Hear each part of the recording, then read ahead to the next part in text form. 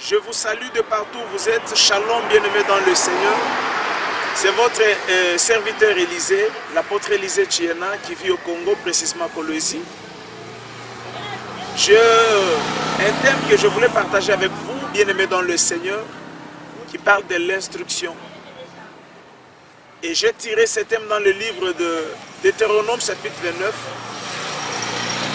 Le premier verset en descendant, si vous lisez tous les versets, vous allez comprendre que Dieu voulait instruire Israël. Pourquoi l'instruction? Pourquoi Dieu voulait instruire Israël?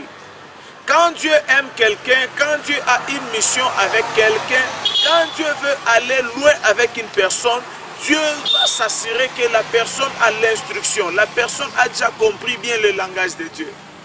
Parce que Dieu ne peut jamais investir dans quelque chose qui ne peut jamais donner gloire à son nom. Dieu ne peut jamais investir dans la vie de quelqu'un qui n'a pas encore eu l'enseignement de Dieu.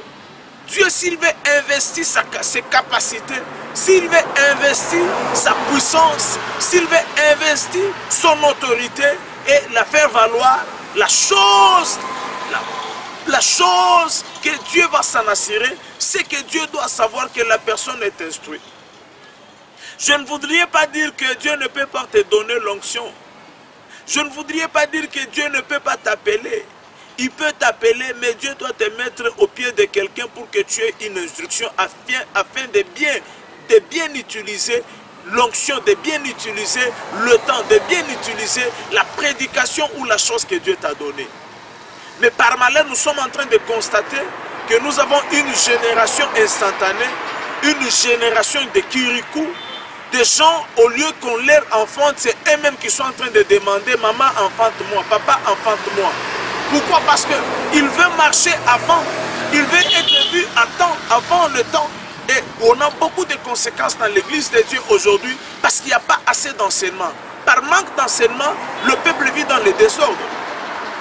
C'est comme ça que quelqu'un comme Samuel, Dieu l'appelle, il le met aux côtés de quelqu'un qui était vieux, que Dieu avait déjà rejeté. C'est Élie. Quelqu'un qui avait, Samuel ne connaissait pas encore. Comment est-ce que Dieu peut appeler quelqu'un? Samuel ne connaissait pas encore la voix de l'Éternel, nous dit la Bible. Pendant que Dieu l'appelle, il va vers Élie. Pour la troisième fois, c'est maintenant Élie lui dira, quand on t'appelle, tu vas dire, parle Seigneur car ton serviteur t'écoute. On ne peut être serviteur, on ne peut être maître si on était hier serviteur de quelqu'un. Et aujourd'hui, on est en train de voir beaucoup de gens qui veulent être serviteurs, qui veulent être maîtres plutôt, sans qu'ils ne soient des serviteurs.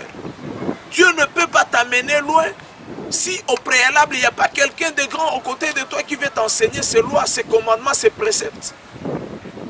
Israël, est-ce que tu veux entrer en Canaan? Tu dois apprendre ce que Dieu veut. Tu dois connaître les préceptes.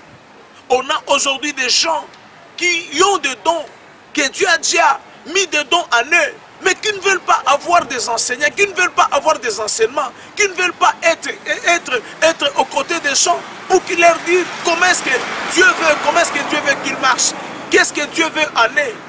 Tu peux avoir les dons, mais il y a des exigences que Dieu peut te demander. Et il faudrait qu'il y ait quelqu'un qui va t'enseigner, quelqu'un qui sera aux côtés de toi. Si tu entends ça, donc Dieu veut ça. Si tu vois ça, donc Dieu te demande ça. Par malheur, nous avons aujourd'hui, on ne sait même pas l'évangile. L'évangile est en train de perdre sa force. Pourquoi? Parce que plus il y a beaucoup de gens qui ne veulent pas être enseignés, et par manque d'enseignement, ils sont en train de faire du n'importe quoi.